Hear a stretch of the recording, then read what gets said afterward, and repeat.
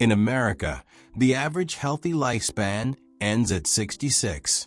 That means for most people, the years after 66 are marked by declining mobility, increasing dependence on others, and a gradual loss of the physical capabilities that allow us to live with joy and independence. But what if I told you that this doesn't have to be your story? Right now, in parks across Japan, you can witness something remarkable. 80-year-old men and women moving with the grace and vitality of people decades younger.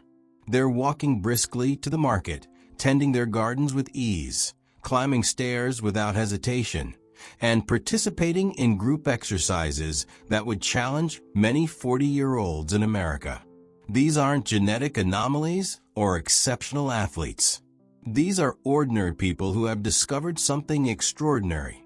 7 simple exercises that they perform every single day, exercises that you can copy in your own home without any equipment, without joining a gym, and without spending a single dollar. Today, I'm going to share with you these 7 time-tested movements that have helped Japanese elders maintain their independence, strength, and joy well into their 80s and 90s. These aren't complicated fitness routines or punishing workouts. They're gentle, purposeful movements that take just 10 to 15 minutes a day and can be adapted for any fitness level, even if you haven't exercised in years. Before we dive into these life-changing exercises, I want you to understand something crucial about the difference between lifespan and healthspan. Lifespan is simply how long you live, but healthspan is how long you live well. It's the number of years you can walk confidently, climb stairs without exhaustion, get up from a chair without assistance, and maintain the physical independence that allows you to live on your own terms. While Americans often focus on extending lifespan through medical interventions, the Japanese have mastered the art of extending healthspan through daily practices that keep the body strong, flexible, and resilient throughout the aging process. The secret lies not in intense workouts or expensive equipment, but in something the Japanese call micro-movements, small, consistent daily actions that compound over time to create remarkable results. These movements are based on a philosophy that says little and often is far more powerful than a lot once in a while. This approach is revolutionary for people over 60 because it works with your body's natural aging process rather than fighting against it. Instead of trying to recapture the strength of your 20s through exhausting workouts that often lead to injury, these movements help you optimize the body you have right now for the life you want to live. The 7 exercises I'm about to teach you are rooted in a Japanese practice called Rajio Taiso, which translates to radio exercises. For over 90 years, millions of Japanese people have started their days with these simple movements, originally broadcast over the radio, and now a deeply ingrained part of their culture. But what I'm sharing with you today goes beyond the basic Rajio Taiso routine. I've carefully selected and adapted 7 specific movements that address the most critical aspects of aging well: leg strength for independence, balance for fall prevention, posture for confidence, and breathing for vitality. Each exercise targets a specific aspect of healthy aging. We'll start with gentle movements that awaken your body and improve your posture. Progress to exercises that build the leg strength essential for independence. Challenge your balance in safe ways that reduce fall risk. And conclude with movements that promote relaxation and restore your energy. What makes these exercises particularly powerful for people over 60 is their adaptability. Every movement can be performed standing or sitting, with or without support, at whatever pace feels comfortable for your current fitness level. The goal isn't to achieve perfect form or maximum intensity. The goal is consistency and gradual improvement over time. As we go through each exercise, I'll provide clear instructions for the basic movement, as well as adaptations for those who need extra support or are just beginning their fitness journey. Remember, there's no shame in starting where you are. The Japanese philosophy emphasizes gradual progress and sustainable habits over dramatic transformations. I also want to address something important before we begin. These exercises are designed to be gentle and safe, but everyone's body is different. If you experience any pain beyond mild muscle fatigue, if you feel dizzy, or if you have any concerns about your ability to perform these movements safely, please consult with your healthcare provider before continuing. The beauty of these exercises lies not just in their effectiveness, but in their simplicity. You don't need special clothes, expensive equipment, or a dedicated workout space. All you need is a few minutes, a chair for support if needed, and the commitment to show up for yourself every day. Now let me paint a picture of what's possible when you make these movements a part of your daily routine. Imagine waking up each morning feeling energized rather than stiff.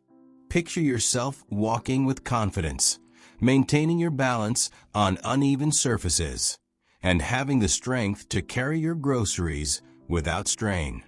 Envision being able to get up from low chairs easily, climb stairs without holding the handrail, and maintain the stamina to keep up with grandchildren or pursue hobbies you love. This isn't wishful thinking.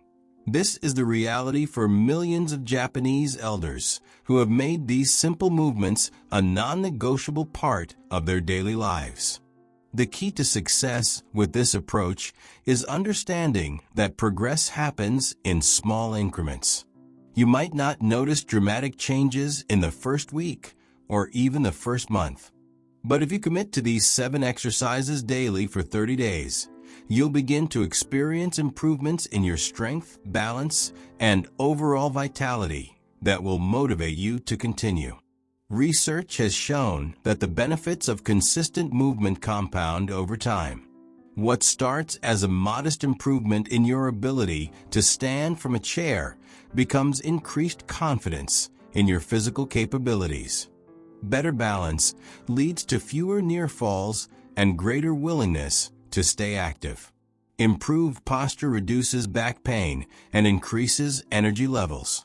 These physical improvements create a positive cycle where increased capability leads to increased activity, which further enhances your strength and vitality. This is why Japanese elders often appear so much younger than their chronological age. They've been feeding this positive cycle for decades. As we begin our journey through these 7 exercises, I want you to approach them with what the Japanese call beginner's mind, a sense of curiosity and openness rather than judgment or comparison.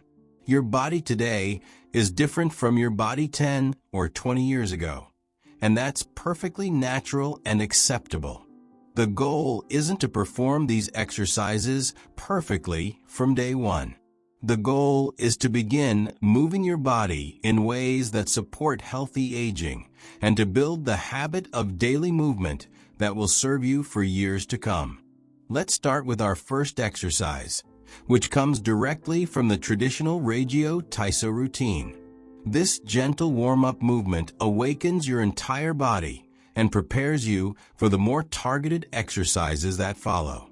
Exercise 1 is what I call the Rajio Taiso mini flow, and it's designed to gently mobilize your shoulders, spine, and core while improving your posture and breathing. This movement serves as both a warm-up for the exercises that follow and a standalone practice that can be done anytime you feel stiff or sluggish. Begin by standing comfortably with your feet about hip-width apart.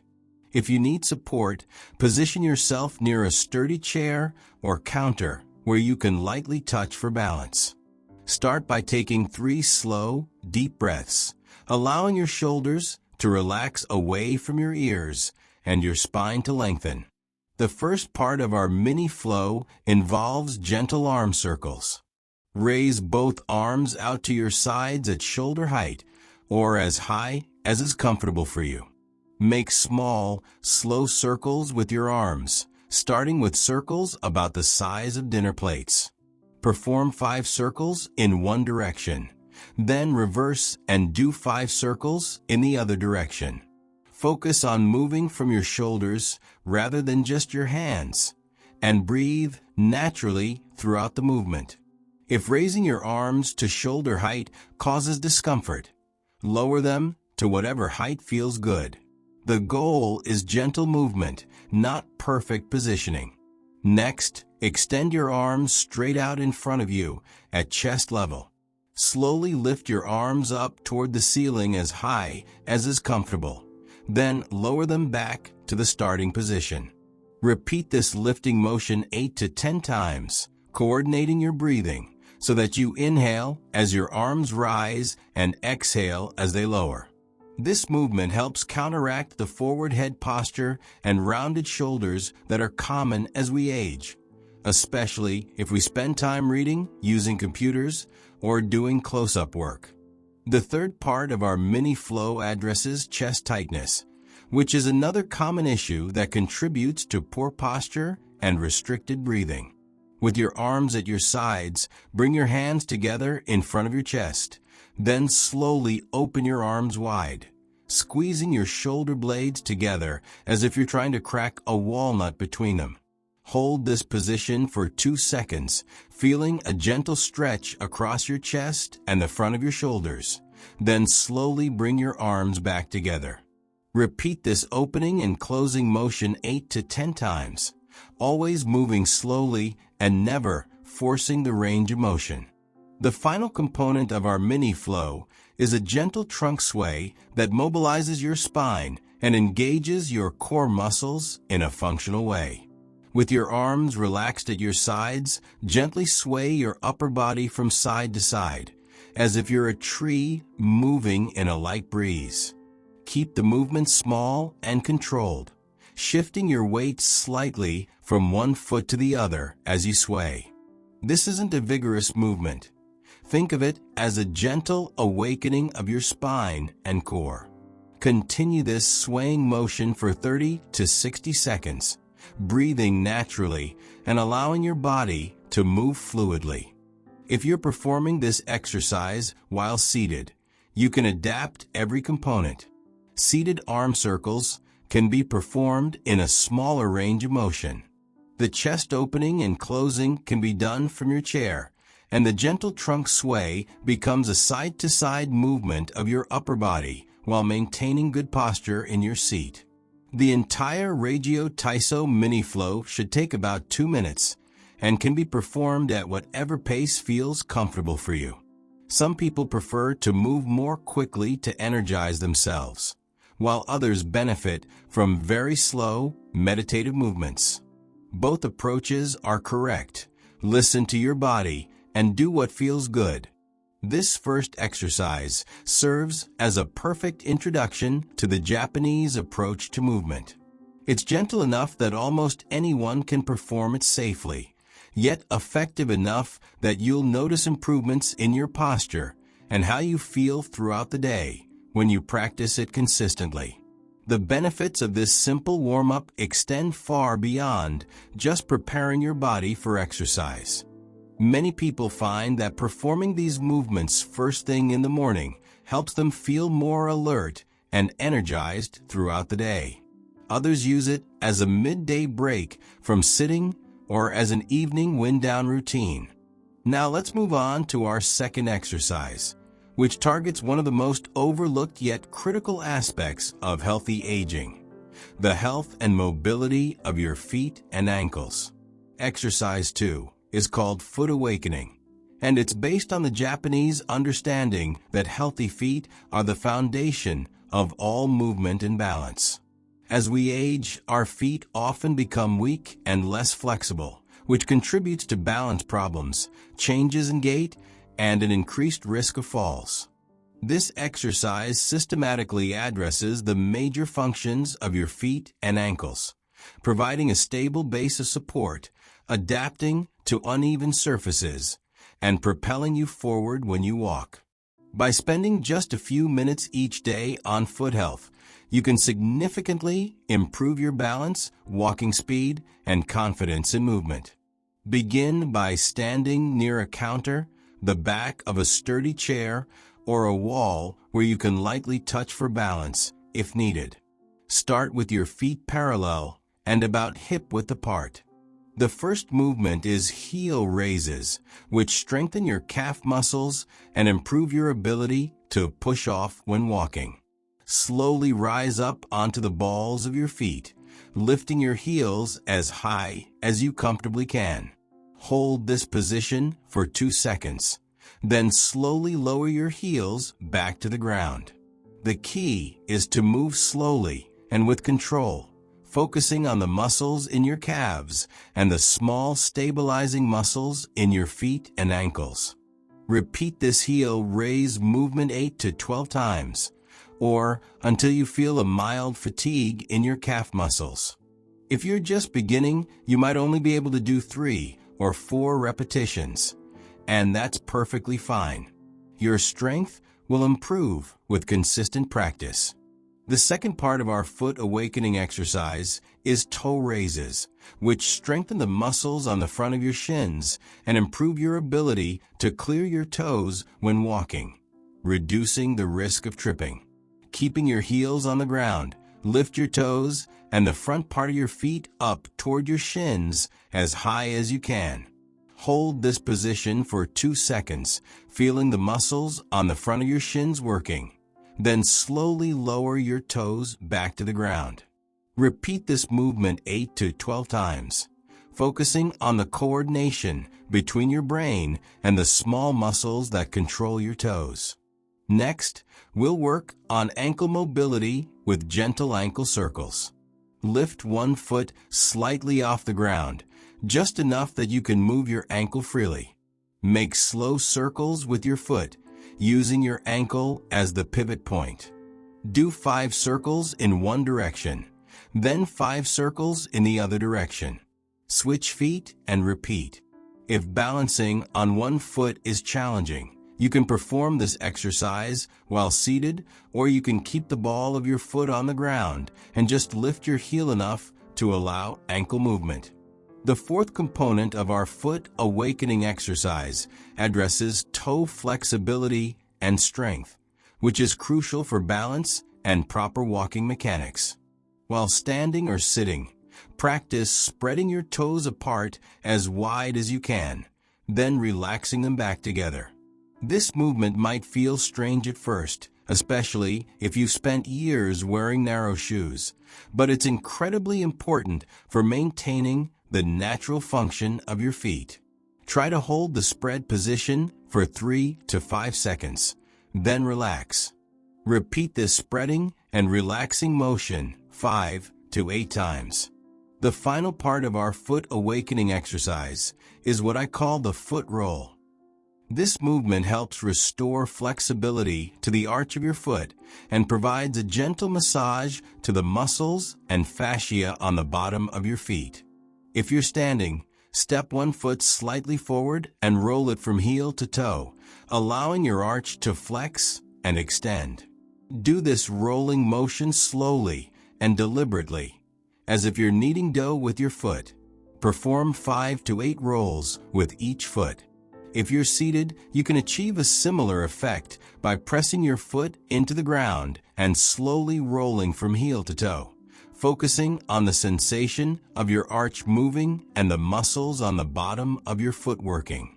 The entire foot awakening sequence should take about 2 to 3 minutes and can be performed once or twice per day. Many people find it particularly beneficial to do these movements first thing in the morning to prepare their feet for the day ahead, or in the evening to relieve tension from walking and standing. The adaptations for this exercise are numerous. If you have balance concerns, every movement can be performed while seated or while holding onto a support. If you have foot pain or limitations, you can reduce the range of motion or the number of repetitions. The key is to work within your comfortable range and gradually progress as your feet become stronger and more flexible. What makes this exercise particularly valuable is that it addresses issues that many people don't realize are affecting their overall health and mobility. Weak feet and poor ankle mobility contribute to knee pain, hip problems, and back issues. By maintaining healthy feet, you're supporting the health of your entire kinetic chain. Many people notice improvements in their balance and walking confidence within just a few weeks of consistently practicing these foot exercises. Your feet become more responsive to changes in terrain, your balance reactions improve, and you may find that you feel more stable and confident in your daily activities. Now we're ready for our third exercise, which addresses one of the most important functional movements for maintaining independence as we age: the ability to get in and out of chairs with strength and control. Exercise 3 is the sit-to-stand chair exercise, and it's based on a movement that Japanese elders practice daily to maintain the leg strength and coordination necessary for independence in daily life. This isn't just an exercise. It's a direct practice of one of the most important skills you need to maintain autonomy as you age. The ability to stand up from a seated position without using your hands is a strong predictor of longevity, independence, and overall health. It requires strength in your quadriceps, glutes, and core, as well as good balance and coordination. By practicing this movement daily, you're literally practicing the skill that will allow you to remain independent. For this exercise, you'll need a sturdy chair without arms, preferably one that allows your feet to rest flat on the floor when you're seated. If your regular chairs are too low or too high, you can adjust the height by adding a cushion for a higher starting position or using a lower stool for more challenge. Begin by sitting in the middle of your chair with your feet flat on the floor, about hip-width apart. Your knees should be at roughly a 90-degree angle, and you should be sitting with good posture, spine straight, shoulders relaxed, and head in a neutral position. The first step is to position your feet correctly. Your feet should be positioned slightly behind your knees rather than directly underneath them.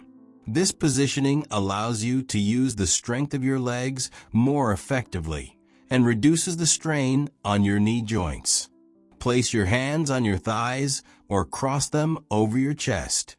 The goal is to stand up without using your hands for assistance, but if you need to use your hands for balance or extra help, that's perfectly fine. Place them on your thighs where you can use them lightly if needed, rather than pushing heavily off your knees. Before you begin the movement, engage your core muscles by gently drawing your belly button toward your spine. This creates stability through your midsection and protects your back during the movement. To initiate the standing movement, lean slightly forward from your hips while keeping your back straight. This forward lean shifts your center of gravity over your feet and makes it easier to use your leg muscles effectively. Think of leading with your chest rather than your head. Next, drive through your heels and push the floor away with your feet. This mental cue helps you engage the powerful muscles in your glutes and thighs. As you rise, focus on keeping your knees aligned over your toes rather than allowing them to cave inward. Stand up slowly and with control, taking about 3 to 4 seconds to complete the movement. Once you reach a full standing position, take a moment to establish your balance before slowly lowering yourself back to the seated position. The lowering phase is just as important as the rising phase. Slowly bend at your hips and knees, reaching back with your hips until you feel the chair. Then gently sit down with control. This eccentric portion of the movement builds strength and teaches your muscles to work throughout the full range of motion. Start with 5 repetitions of this sit-to-stand movement. focusing on quality over quantity. If 5 repetitions feel too challenging, start with 2 or 3 and gradually build up. If 5 feels easy, you can work up to 8 or 10 repetitions, but always prioritize good form over high numbers. The key coaching points for this exercise are essential for both safety and effectiveness. Keep your chest up and shoulders back throughout the movement. Don't allow your knees to cave inward. They should track over your middle toes. Move slowly and with control in both directions. And most importantly, don't turn this into a momentum-based movement where you rock back and forth to build up speed. If you find the exercise too challenging initially, there are several ways to make it easier. Use a higher chair or add a cushion to increase the starting height. Allow yourself to use your hands lightly on your thighs for assistance. Practice the movement by only standing halfway up initially, then gradually work toward full standing. You can also practice the lowering portion first. Start standing next to your chair and practice slowly lowering yourself to sitting with control. This eccentric strengthening will build the strength you need for the more challenging rising portion. For those who find the basic movement too easy, there are progression options. Try standing up with your arms crossed over your chest. Slow down the movement even more, taking 5 or 6 seconds to stand and 5 or 6 seconds to sit. You can also try single leg variations where you keep one foot lightly on the ground for balance, while the other leg does most of the work. The beauty of this exercise is that you can practice it throughout your day using functional opportunities. Every time you get up from a chair, make it a conscious practice session. Focus on good form, controlled movement, and engaging the right muscles. Many people are surprised by how quickly they see improvement in this exercise. Within just a few weeks of daily practice, movements that once required assistance from your hands or significant effort become much easier and more automatic. The benefits extend far beyond just the exercise itself. People often notice that they feel more confident getting up from low chairs, toilet seats, and car seats. The increased leg strength also makes walking upstairs easier and improves overall walking speed and endurance. Now we're ready for our 4th exercise, which addresses one of the most critical aspects of healthy aging: balance and fall prevention. Falls are a leading cause of injury and loss of independence among older adults. But the good news is that balance can be significantly improved with specific, targeted practice. Exercise 4 is called single leg balance with support, and it's based on Japanese practices that systematically challenge and improve the complex systems your body uses to maintain balance. This exercise is particularly important because balance tends to decline gradually as we age, often without us noticing until we experience a close call or an actual fall. Balance is more complex than most people realize. It involves input from your visual system, your inner ear, sensors in your muscles and joints, and rapid processing by your brain to make constant adjustments to keep you upright. Like any complex system, balance improves with practice and declines without use.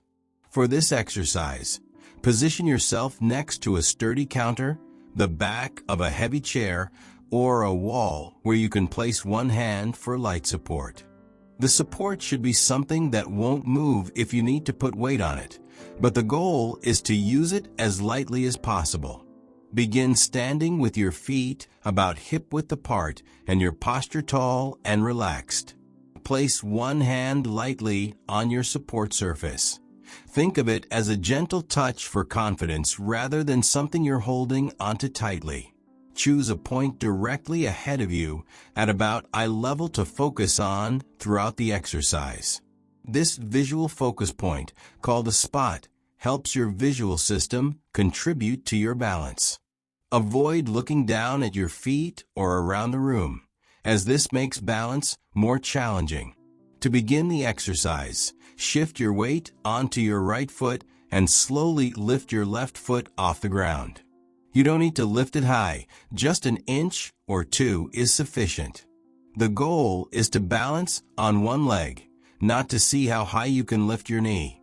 Hold this single leg position for as long as you can maintain good balance, starting with a goal of 10 to 15 seconds. If you can only hold it for 3 or 4 seconds initially, that's perfectly normal and will improve with practice. Throughout the balance hold, focus on keeping your standing legs slightly soft rather than rigidly locked. A micro bend in your knee allows for better balance reactions and reduces strain on your joints. Keep your core gently engaged and your breathing relaxed and natural. After holding the balance for your target time, gently place your lifted foot back on the ground and shift your weight onto it. Now lift your right foot and balance on your left leg for the same amount of time. The key to success with this exercise is progression over time. Start with whatever amount of time you can hold comfortably, even if it's just a few seconds. Practice daily and gradually increase your hold time as your balance improves. Most people find that they can add a few seconds to their balance time each week. After a month of consistent practice, many people can progress from holding the position for just a few seconds to holding it for 30 seconds or longer.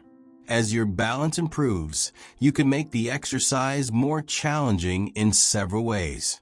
Start by reducing the contact with your support surface. Instead of placing your whole hand on the support, try using just your fingertips. Eventually, you might progress to just hovering your hand near the support without actually touching it. Another progression is to close your eyes partially or completely while balancing.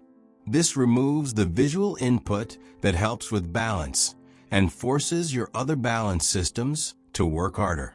Only attempt this progression once you can comfortably balance with your eyes open for at least 20 to 30 seconds. You can also make the exercise more dynamic by adding gentle head movements while balancing. Try slowly turning your head left and right or up and down while maintaining your single leg balance. This challenges your balance system in ways that are similar to real-life situations where you need to look around while standing. The safety considerations for this exercise are important. Always have a sturdy support within reach. Never attempt this exercise without support until you can easily balance for 30 seconds with light finger contact. If you feel unsteady or experience any dizziness, immediately place both feet on the ground and hold on to your support. The surface you're standing on also matters. Start on a firm, level surface with good lighting. Avoid carpeted surfaces, uneven floors, or areas where you might trip if you need to step quickly to regain your balance. For those who find even the supported version too challenging initially, you can start with weight shifts. Stand with both feet on the ground and simply practice shifting more of your weight onto one foot than the other, without actually lifting either foot completely off the ground. You can also practice the exercise while seated. Sit tall in your chair and lift one foot off the ground while maintaining good posture and balance in your seated position. This provides some of the balance challenge while offering the security of being seated. The benefits of consistent balance practice extend far beyond the exercise session. Many people notice increased confidence when walking on uneven surfaces, going up and down stairs, or moving around in dim lighting. The improved proprioception, your body's awareness of where it is in space, makes you more stable and sure-footed in daily activities. Balance practice also has cognitive benefits. The complex processing required for balance provides a form of brain training that can help maintain cognitive sharpness as we age. Many people find that balance practice helps them feel more mentally alert and focused. Now let's move on to our fifth exercise, which brings together cardiovascular conditioning, coordination, and functional movement in a way that's both enjoyable and highly beneficial for overall health and vitality. Exercise 5 is called the 100-step march, or Nico Nico pace, which translates to smiling pace in Japanese. This exercise embodies the Japanese philosophy of gentle, sustainable movement that brings joy rather than exhaustion. It's designed to elevate your heart rate moderately, improve coordination, and maintain or improve your walking speed, all critical factors for healthy aging. Walking speed is one of the strongest predictors of health and longevity as we age. People who maintain a brisk walking pace tend to have better cardiovascular health, stronger muscles, better balance, and greater independence. This exercise helps you practice and maintain that vital walking rhythm. The beauty of the 100-step march is its simplicity and adaptability. You can perform it in place in a small space, march while moving through your home, or take it outside for a short walk. The key is the rhythmic, purposeful movement that engages your whole body. Begin by standing tall with your feet hip-width apart. If you need support, position yourself where you can lightly touch a counter or wall, but try to march without holding on if possible. The goal is to move your whole body in a coordinated, rhythmic pattern that mimics good walking mechanics. Start marching in place by lifting one knee up toward your waist while swinging the opposite arm forward. You don't need to lift your knee extremely high. About the height that feels natural when you're walking upstairs is perfect. The key is the coordination between your arms and legs and the steady rhythm. As you lift your right knee, swing your left arm forward and slightly across your body. As your right foot returns to the ground, your left knee comes up and your right arm swings forward. This cross-pattern movement is the same coordination your body uses when walking and is important for maintaining good gait mechanics. Throughout the marching movement, focus on good posture. Keep your head up, shoulders relaxed, and core lightly engaged. Your arms should swing naturally from your shoulders rather than being held stiffly at your sides. The pace should be brisk but comfortable, what the Japanese call Nico Nico, or smiling pace. You should be able to carry on a conversation while marching, but you should also feel that your heart rate is elevated slightly above resting level. Count your steps as you march, alternating which foot you count, so that you're counting every step rather than every other step. Your goal is to reach 100 steps, which typically takes about 2 to 3 minutes, depending on your pace. If 100 steps feels too challenging initially, start with 50 steps or even 25 steps and gradually build up. The important thing is to maintain good form and a steady rhythm throughout the exercise rather than pushing to a number that compromises your technique or leaves you breathless. As you march, focus on landing softly on your feet rather than pounding or stomping. Each step should have a gentle, controlled landing that engages the muscles in your legs and core. Think of yourself as marching like a proud but gentle soldier rather than stomping like an angry elephant. The arm movement is just as important as the leg movement. Let your arms swing naturally in opposition to your legs, and allow the movement to come from your shoulders rather than your elbows. Your hands should be relaxed, not clenched into fists. Breathing should be natural and unforced throughout the exercise. If you find yourself becoming short of breath, slow down your pace or reduce the number of steps. The goal is moderate activity that you can sustain comfortably, not intense exercise that leaves you gasping. For those who prefer to march while moving rather than in place, you can walk through your house, down a hallway, or outside in your yard or neighborhood. The same principles apply: good posture, coordinated arm and leg movement, and a brisk but comfortable pace. If marching in place feels too challenging or causes balance concerns, you can perform a seated version of this exercise. Sit tall in a sturdy chair and march by lifting your knees alternately while swinging your arms in the same cross pattern. You can still count to 100 steps and get many of the same cardiovascular and coordination benefits. The seated version is also excellent for days when you're feeling less energetic or when weather or other circumstances make standing exercise less appealing. The key is to maintain the regular practice rather than skipping the exercise entirely. Many people find that they enjoy adding music to their marching exercise. Choose music with a steady beat that matches your comfortable marching pace. This can make the exercise more enjoyable and help you maintain a consistent rhythm. You can also vary the exercise by changing your arm movements occasionally. Try marching with your arms extended out to your sides, moving them up and down like wings. Or march while making large circles with your arms. These variations add interest and challenge different muscle groups. The progression for this exercise is straightforward. Gradually increase the number of steps as your endurance improves. Start with whatever number you can complete comfortably. Then add 10 or 15 steps each week until you reach 100 or even 150 steps. You can also progress by increasing your marching pace slightly, as long as you can maintain good form and comfortable breathing. A faster pace provides more cardiovascular benefit and better simulates the brisk walking speed that's associated with healthy aging.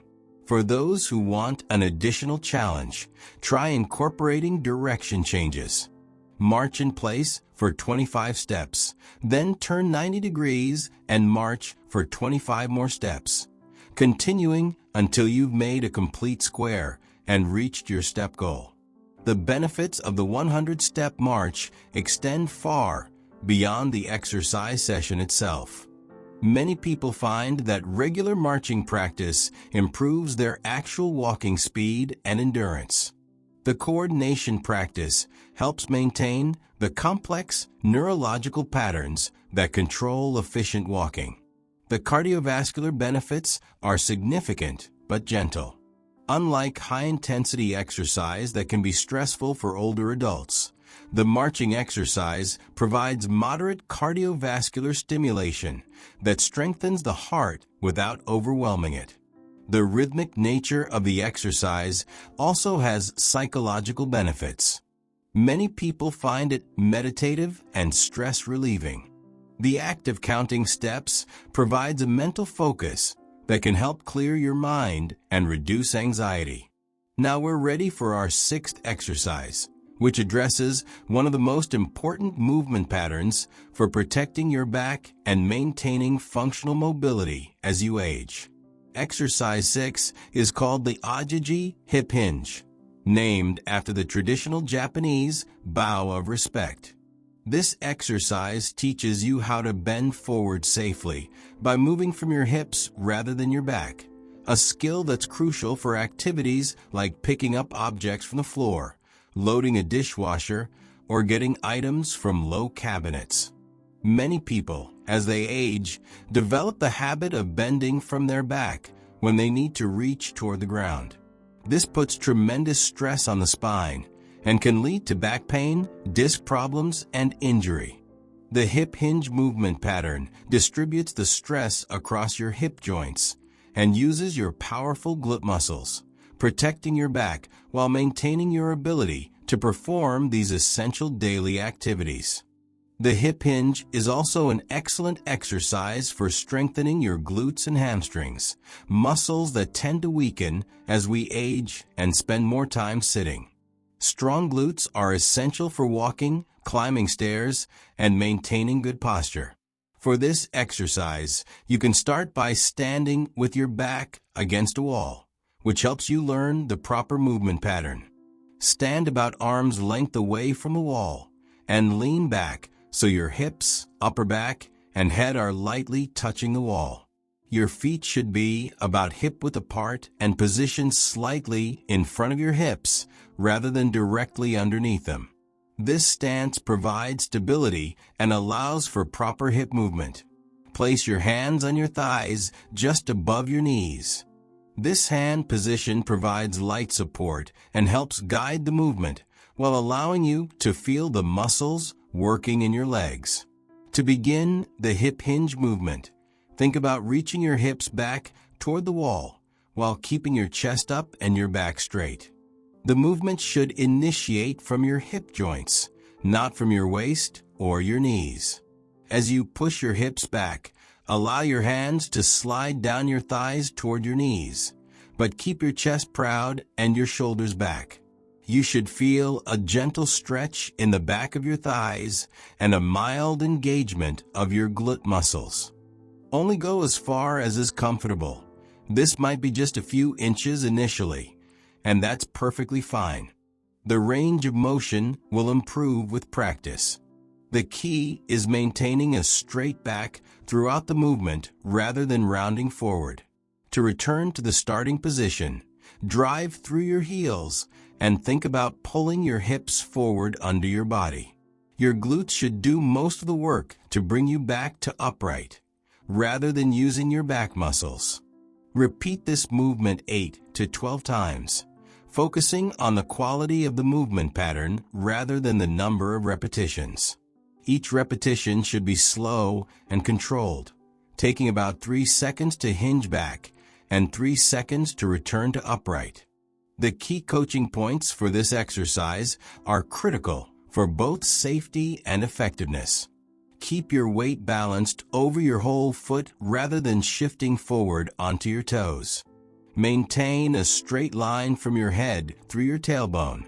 Think of yourself as a rigid plank rotating around your hip joints. Don't allow your knees to drift forward excessively. While they will bend slightly as you hinge, the primary movement should come from your hips. Keep your core gently engaged to protect your spine, and never round your back or look down at the floor. Once you're comfortable with the wall-supported version, you can progress to performing the exercise without the wall. Stand in an open space with the same foot positioning and hand placement, and perform the same hip hinge movement using the strength and coordination you've developed. The freestanding version requires more balance and core stability, so progress to it gradually. If you feel unsteady at any point, return to the wall-supported version or position yourself near a counter where you can lightly touch for balance, if needed. For those who find the standing version too challenging, you can practice a similar movement pattern while seated. Sit tall in a chair with your feet flat on the floor and your hands on your thighs. Lean forward from your hips while keeping your back straight, as if you're bowing respectfully to someone. This seated version teaches the same movement pattern with less balance challenge. You can also modify the exercise by reducing the range of motion. Even a small hip hinge movement provides benefits and helps establish the correct movement pattern. As your flexibility and strength improve, you can gradually increase how far you hinge forward. Another helpful modification is to slow down the movement even more.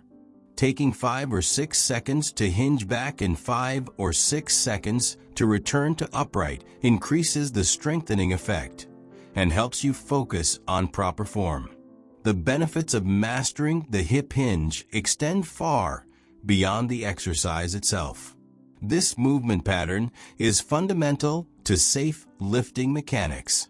When you need to pick up something from a floor, the hip hinge allows you to get closer to the object while protecting your back.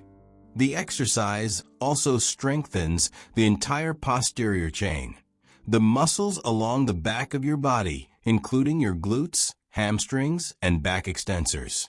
These muscles are crucial for good posture, walking power, and spinal stability. Many people notice that regular practice of the hip hinge helps reduce lower back stiffness and improves their confidence in bending forward. Activities like gardening, loading the dishwasher, or picking up grandchildren become easier and less stressful on the back. The glute strengthening aspect of this exercise is particularly important for older adults. Strong glutes help maintain proper hip alignment, reduce knee stress, and provide the power needed for walking upstairs and rising from chairs. Now we're ready for our seventh and final exercise, which focuses on restoration, relaxation, and the gentle mobility that helps you feel refreshed and energized rather than depleted after movement. Exercise 7 is called Hara breathing with gentle spinal twists, and it combines the Japanese concept of Hara, your body center of power located in your lower abdomen, with gentle movements that promote relaxation and spinal mobility. This exercise serves multiple purposes in your daily routine. It helps activate your parasympathetic nervous system, which promotes relaxation and recovery. It gently mobilizes your spine in rotation, which is often neglected in daily activities. And it teaches you breathing techniques that can be used throughout the day for stress management and energy regulation. The concept of Hara is central to many Japanese movement and martial arts practices. It refers to your center of gravity and power, located about 2 inches below your navel. By learning to breathe into this area and move from the center, you can improve your stability, reduce tension, and enhance your overall sense of groundedness and calm. Begin this exercise either sitting comfortably in a chair with your feet flat on the floor or standing with your feet hip-width apart near a wall or counter for light support if needed. The key is to choose a position where you can relax while maintaining good posture. Place both hands gently on your lower abdomen, just below your navel. This is your Hara center. Feel the warmth of your hands on your belly and allow your shoulders to relax away from your ears. Begin with the breathing component of this exercise. Take a slow, gentle breath in through your nose, directing the air down toward your hands rather than up into your chest. You should feel your abdomen gently expand under your hands as you inhale. This type of breathing, called diaphragmatic breathing, is more relaxing and efficient than chest breathing. It activates your body's relaxation response and helps reduce stress hormones in your system. Exhale slowly through your nose, allowing your abdomen to gently draw back toward your spine. Don't force the movement. Just allow the natural recoil of your diaphragm to help empty your lungs completely. Continue this breathing pattern for several breaths, using a count that feels comfortable for you. A good starting rhythm is to inhale for 4 counts and exhale for 6 counts, but adjust this to whatever feels natural and sustainable. As you establish this breathing rhythm, you should notice a sense of calm and centeredness beginning to develop. This is the foundation for the gentle movement component of the exercise. Once you're comfortable with the breathing pattern, begin to add gentle spinal rotation. Keep your hands on your Hara center and slowly turn your upper body to the right, leading with your chest and shoulders while keeping your hips facing forward. The rotation should be small and gentle, only about 30 to 45 degrees or whatever feels comfortable. Think of this as a gentle ringing motion for your spine rather than an aggressive twist. Hold the rotated position for 1 complete breath cycle. Inhale and exhale, then slowly return to center. Pause for a breath, then rotate gently to the left for another complete breath cycle. The key to this movement is to keep it slow, gentle, and connected to your breathing. This isn't about achieving maximum range of motion or stretching aggressively. It's about gentle mobility combined with mindful breathing. Continue alternating between right rotation, center, left rotation, and center for about 2 minutes, or 8 to 10 rotations in each direction. Always move slowly and never force the range of motion. Throughout the movement, maintain the hand position on your Hara center. This keeps you connected to your breathing and helps you move from your core rather than forcing the movement with your arms or shoulders. If you're performing this exercise while standing, make sure to keep your feet planted and allow the rotation to come from your spine and hips. If you're seated, keep your sitting bones grounded in your chair and rotate from your waist up. The breathing should remain steady and relaxed throughout the movement. Don't hold your breath during the rotations. Instead, let the movement flow with your natural breathing rhythm. For those who have limited spinal mobility or any back concerns, you can modify this exercise by reducing the range of motion significantly. Even very small rotations provide benefit and are safer than pushing into uncomfortable ranges. You can also perform the breathing component without any rotation at all. The Hara breathing alone is deeply relaxing and beneficial for stress reduction and nervous system regulation. Another modification is to perform the rotations with your hands resting on your thighs rather than on your abdomen.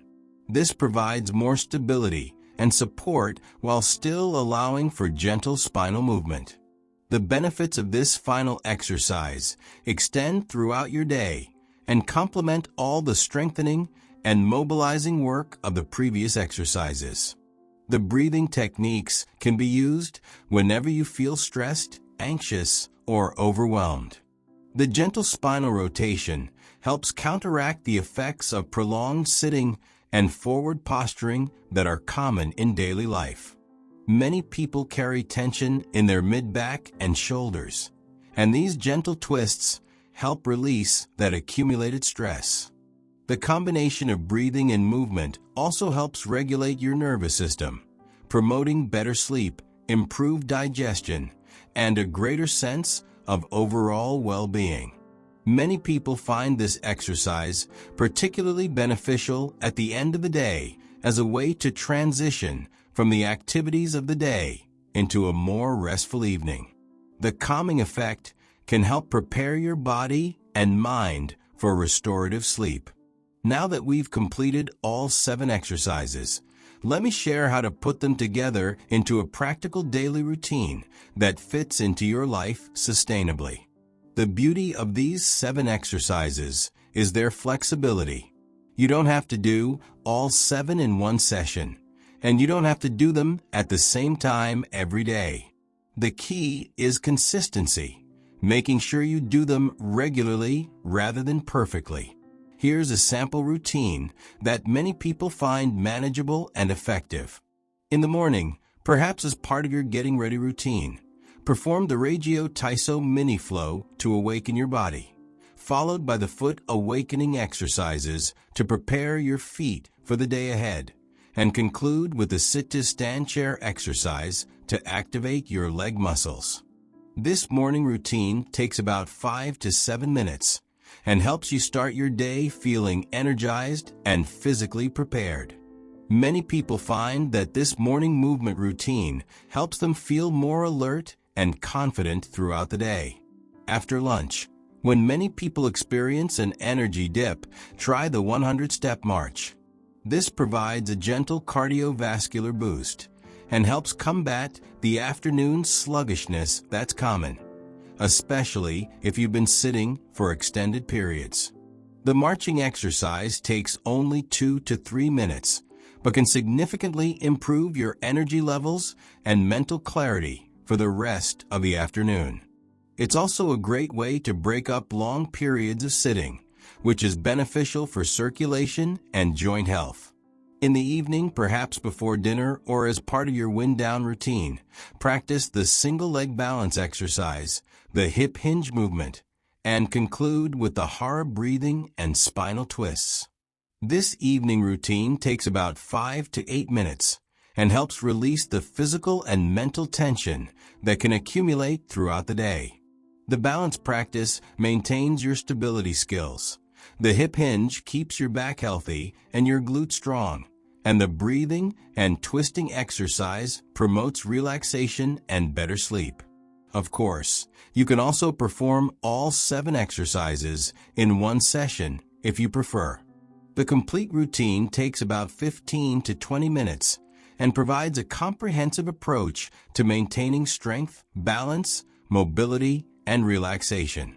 Some people prefer to do the full routine every other day, while others like to do a few exercises each day. The most important factor is finding an approach that you can maintain consistently over time. Remember that consistency trumps perfection. It's better to do 3 or 4 exercises regularly than to do all 7 exercises perfectly once a week. The benefits of these movements come from regular practice, not from occasional intense sessions. As you develop your routine, pay attention to how the exercises make you feel and adjust accordingly. Some people find they have more energy for exercise in the morning, while others prefer afternoon or evening movement. Some people need more balance practice, while others benefit more from the strengthening exercises. The goal is to create a sustainable practice that enhances your life rather than adding stress or burden. These exercises should leave you feeling better, not exhausted or overwhelmed. Now let's talk about tracking your progress and recognizing the improvements that come from consistent practice of these 7 exercises. One of the most objective ways to measure progress is to track your performance on specific exercises over time. For the sit-to-stand exercise, count how many repetitions you can perform with good form in 30 seconds. Record this number when you start and test yourself again after 2 weeks and 1 month. Most people see significant improvement in their sit-to-stand performance within just a few weeks of regular practice. This improvement translates directly into easier daily activities like getting up from chairs, toilet seats, and car seats. For the single leg balance exercise, track how long you can hold the position with light finger support. Start by recording your baseline time for each leg, then test again weekly.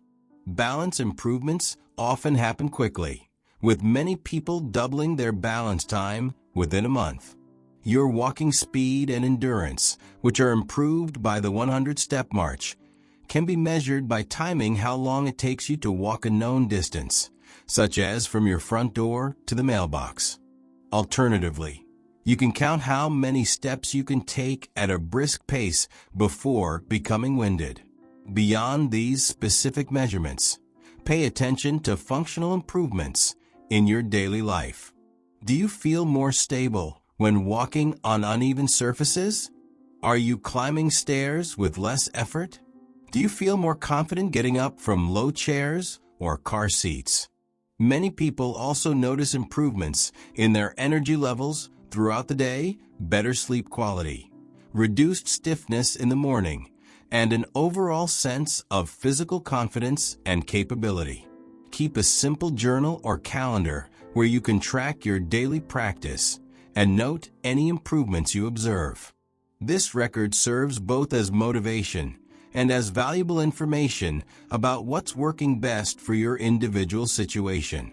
Some people find it helpful to take photos or videos of themselves performing the exercises when they start, then compare their posture, balance, and movement quality after several weeks of practice. Visual progress can be particularly motivating. Remember that progress isn't always linear. Some days you'll feel stronger and more capable than others, and that's completely normal. The key is the overall trend over weeks and months, not day-to-day variations. Also keep in mind that some of the most important benefits of these exercises, like fall prevention, better bone density, and improved cardiovascular health, are happening internally and may not be immediately obvious. Trust in the process and the science behind these movements. Let me address some important safety considerations and guidelines for practicing these exercises safely and effectively. The fundamental principle of safe exercise for people over 60 is to listen to your body and respect its signals. Mild muscle fatigue and a gentle challenge to your balance or flexibility are normal and beneficial. Sharp pain, dizziness, or significant shortness of breath are signals to stop and rest. Always prioritize good form over speed or intensity. It's better to do 5 perfect sit-to-stand repetitions than 10 sloppy ones. Quality movement patterns are what create strength and prevent injury. Make sure your exercise environment is safe. Clear away any obstacles you might trip over, ensure good lighting, and always have sturdy support within reach for balance exercises. Wear supportive, non-slip shoes rather than socks or slippers. If you have any chronic health conditions, recent injuries, or concerns about your ability to exercise safely, consult with your healthcare provider before beginning this routine.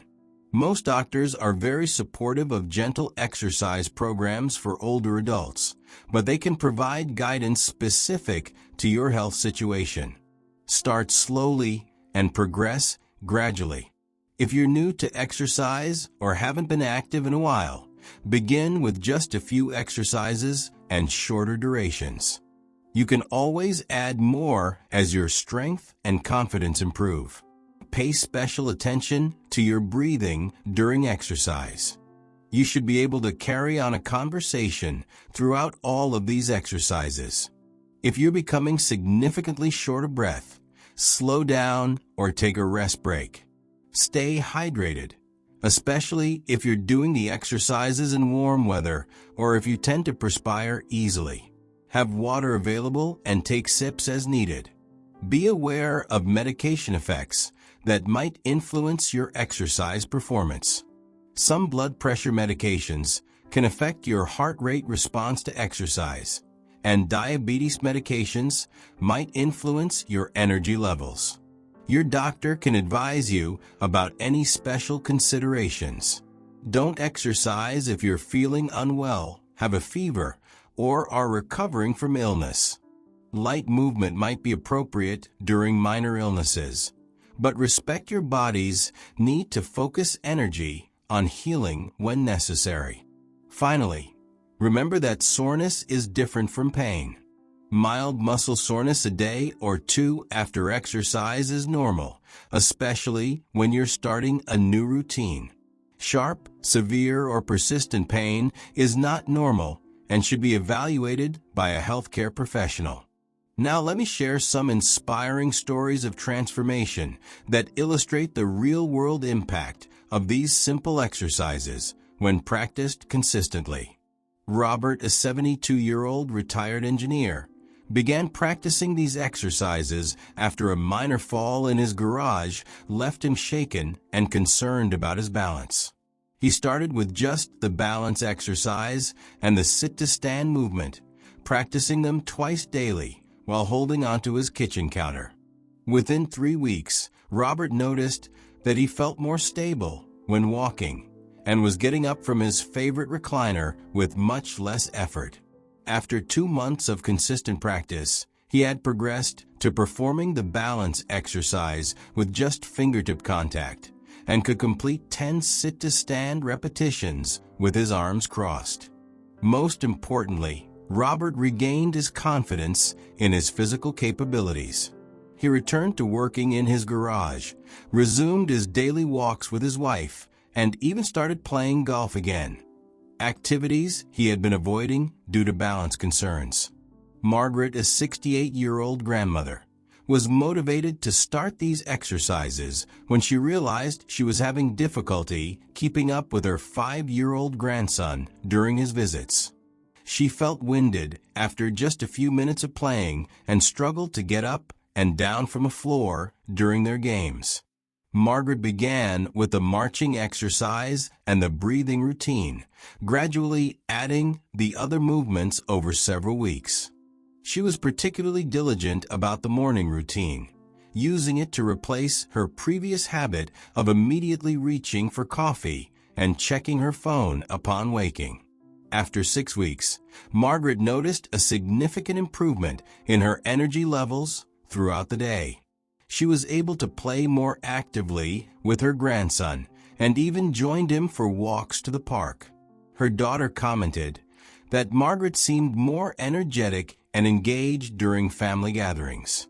The psychological benefits were just as important as the physical ones. Margaret reported feeling more optimistic about aging and more confident in her ability to maintain her independence as she got older. James, a 65-year-old former office worker, started these exercises as part of his recovery from lower back surgery. His physical therapist had cleared him for gentle exercise, but he was nervous about doing anything that might re-injure his back. He began with just the hip hinge exercise and the breathing routine, focusing on the movements that would support his back health. The wall-supported hip hinge helped him relearn safe bending mechanics, while the breathing exercise helped him manage the anxiety he felt about his back. As his confidence grew, James added the other exercises one by one. The sit-to-stand exercise helped him regain leg strength that he had lost during his recovery period, and the balance exercises helped him feel more secure on his feet. After 3 months of consistent practice, James was back to all his normal activities and had actually exceeded his pre-surgery fitness level. His back pain, which had been chronic before the surgery, remained well controlled, and he credited the daily movement routine with helping him maintain his recovery. These stories illustrate several important points about the potential impact of consistent, gentle exercise. First, the benefits often extend beyond the specific physical improvements to include increased confidence, better mood, and a more positive outlook on aging. Second, the exercises work for people with a wide range of starting fitness levels and health concerns. The adaptability of the movements allows almost anyone to find a starting point that feels safe and manageable. Third, the benefits compound over time. What starts as a small improvement in balance or strength becomes increased confidence in daily activities, which leads to more activity and further improvements in a positive cycle. Most importantly, these stories show that it's never too late to start improving your physical capabilities. Whether you're 62 or 82, your body retains the ability to adapt and improve in response to appropriate, consistent movement. As we near the end of our comprehensive guide to these 7 life-changing exercises, I want to address the cultural and philosophical aspects that make the Japanese approach to aging so successful. The concept of ikigai, which roughly translates to reason for being, is central to Japanese longevity. Having a sense of purpose and meaning in daily life is strongly associated with healthy aging and longevity. These exercises can become part of your ikigai, a daily practice that connects you to your commitment to health and vitality. The Japanese also embrace the philosophy of kaizen, continuous small improvements. Rather than seeking dramatic transformations, kaizen focuses on making tiny, sustainable changes that compound over time. This approach is perfect for exercise routines because it reduces resistance and makes consistency much more achievable. Another important concept is mono no aware, an appreciation for the temporary nature of all things. This mindset helps Japanese elders accept the natural changes that come with aging while still working to optimize their health and capabilities. It's about working with aging gracefully rather than fighting against it desperately. These philosophical approaches can transform your relationship with exercise from a chore to be endured into a meaningful practice to be embraced. When you view your daily movement routine as an act of self-respect and self-care, it becomes much easier to maintain consistency. The community aspect of exercise is also important in Japanese culture. While you'll be doing these exercises individually, consider sharing your commitment with family members or friends. Having others who know about your practice and support your efforts can significantly improve your adherence to the routine. You might even consider practicing some of these exercises with a spouse, friend, or family member. The social connection can make the experience more enjoyable and provides built-in accountability and encouragement. The Japanese concept of forest bathing or shinrin-yoku, spending mindful time in nature, can be combined with some of these exercises. Consider doing your marching exercise in your garden or a nearby park, or practicing your balance exercises outdoors when weather permits. This connection with nature provides additional stress reduction benefits and can make your exercise routine feel more refreshing and restorative rather than clinical or medicinal. As you develop your practice with these 7 exercises, remember that you're not just working on individual physical capabilities. You're cultivating a mindset and lifestyle that supports healthy, vibrant aging. The discipline of showing up for yourself daily, even when you don't feel motivated, builds mental resilience that serves you in all areas of life. The confidence that comes from improving your physical capabilities can enhance your willingness to try new things and engage with life more fully. The stress reduction benefits of regular, gentle movement can improve your relationships, your sleep, your immune function, and your overall quality of life in ways that extend far beyond the exercise session itself. Now let me provide you with some final thoughts and practical next steps for implementing these transformative exercises into your daily life. The 7 exercises we've explored today represent a complete system for maintaining and improving the physical capabilities that matter most for healthy aging: strength, balance, mobility, cardiovascular health, and stress management.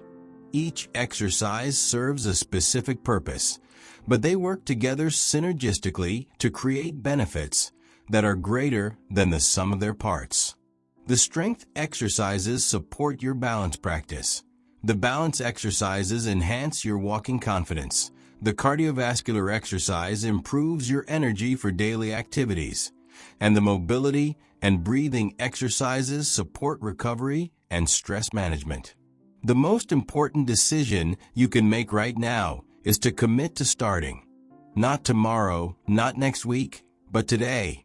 Choose 1 or 2 exercises that appeal to you most or address your biggest concerns, and practice them today. Remember that perfection is not the goal. Progress is. Even if you can only hold a balance for 3 seconds or complete 2 sit-to-stand repetitions, you're already moving in the right direction. Every day you practice, you're investing in your future independence and vitality. Create a simple tracking system that works for you.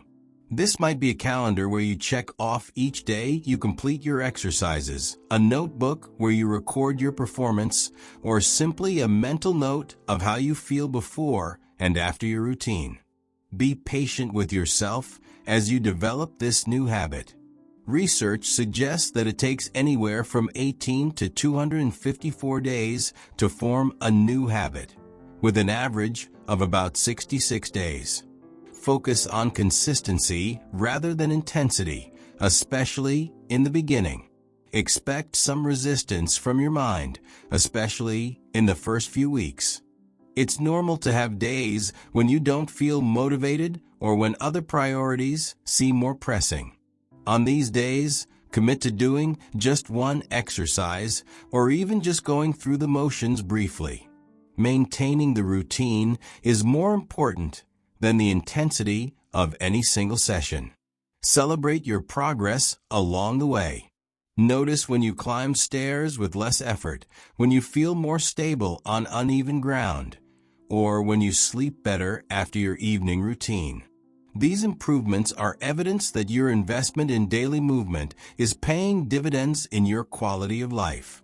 Consider the broader impact of your commitment to these exercises.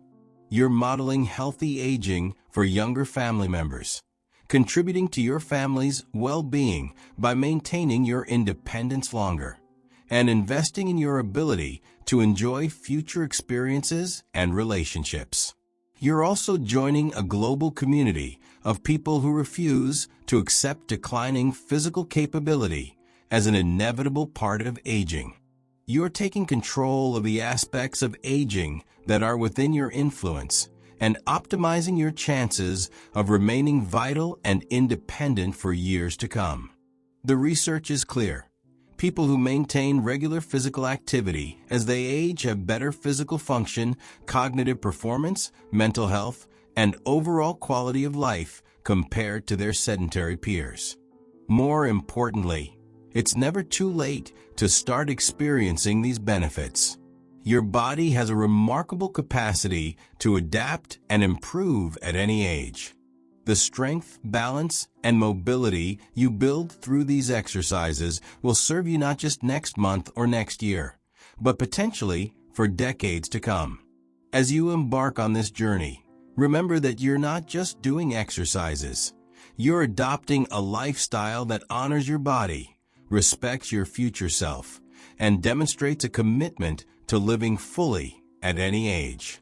The Japanese elders we discussed at the beginning of this presentation didn't achieve their remarkable vitality through sporadic, intense efforts or expensive interventions. They achieved it through simple, consistent daily practices that accumulated into extraordinary results over time. You have access to the same principles and practices that have helped millions of Japanese elders maintain their independence, strength, and joy well into their 80s and 90s. The only question is whether you'll use this knowledge to transform your own aging experience. If you found value in learning about these 7 transformative exercises, I encourage you to continue your journey toward optimal aging with my next presentation. Over 60? Sip these 3 teas to restore muscle and walk with power again. No gym, no pills. In that comprehensive guide, I'll share the science and practical application of 3 specific teas that Japanese elders use to support muscle strength, improve energy levels, and enhance the benefits of physical exercise. These aren't ordinary teas. They're carefully selected beverages that work at the cellular level to support muscle protein synthesis, reduce inflammation, and provide the energy your body needs to maintain an active lifestyle. You learn about teas that can help your muscles recover more quickly from exercise, beverages that naturally boost your energy without the crashes associated with caffeine, and traditional preparations that support joint health and mobility. These 3 teas work synergistically with the exercise routine we've discussed today, providing your body with the nutritional support it needs to maximize the benefits of your daily movement practice. Together, the exercises and the teas create a comprehensive approach to maintaining strength and vitality that has been tested by thousands of years of Japanese wisdom and validated by modern scientific research. The combination of proper movement and targeted nutrition represents the most powerful natural approach to healthy aging available. While Western medicine often focuses on treating diseases after they develop, the Japanese approach focuses on maintaining health and preventing decline through daily practices that support optimal function. Click on the next video now to discover how these 3 simple T's can amplify the benefits of your exercise routine and help you achieve the strength and vitality that you deserve in your golden years. Thank you for joining me on this journey through the 7 exercises that Japanese elders use to maintain their remarkable health and vitality. Your commitment to learning and improving your health is an investment in not just your own future, but in your ability to be present and engaged with the people and activities you love for years to come. Remember, every day you choose to move your body with intention and care, you're choosing vitality over decline, independence over dependence, and strength over weakness. The power to age gracefully and vibrantly is in your hands, and it starts with a simple decision to take care of yourself today. Here's to your health, your strength, and your journey toward the most vibrant and capable version of yourself at any age. The 7 exercises you've learned today are your gateway to a future filled with confidence, capability, and joy. Use them well and experience the transformation that consistent, caring attention to your body can create.